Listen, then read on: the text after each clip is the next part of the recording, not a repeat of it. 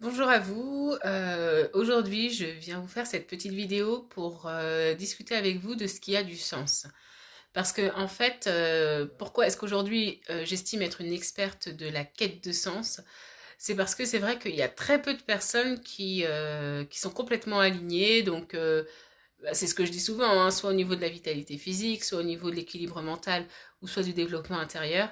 Et mes expériences de vie font que plus le temps passe, et plus je me rends compte qu'il y a énormément de choses à faire vraiment à ce niveau-là.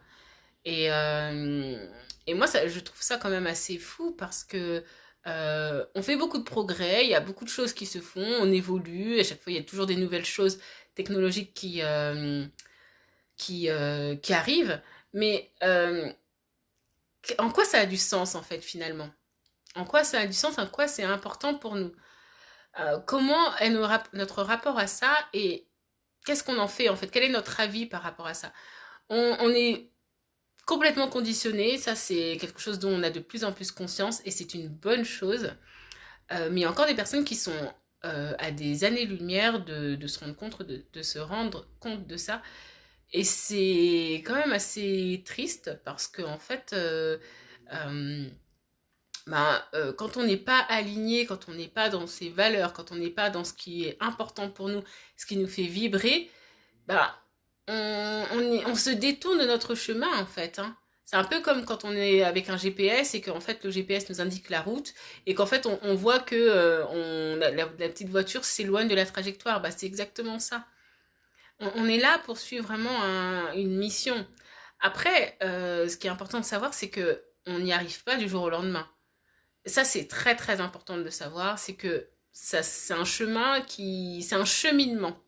C'est vraiment ça, un cheminement. Donc déjà, il faut de la patience, il faut de l'énergie, il faut de la patience, il faut de l'ouverture, il faut de la confiance aussi. Donc ça s'acquiert au fur et à mesure. Et il faut de la persévérance. Parce que, voilà, on n'a rien sans rien. Et on doit passer par certaines étapes pour pouvoir y arriver. C'est un peu comme si, je sais pas, vous voulez aller en Australie et que vous vous dites, bah voilà, moi j'ai envie de trouver un moyen d'arriver en Australie en 2 heures. Bah non, techniquement c'est pas possible. Bah, c'est exactement la même chose. La première étape, c'est déjà de prendre conscience de certaines choses et de décider de se mettre en action.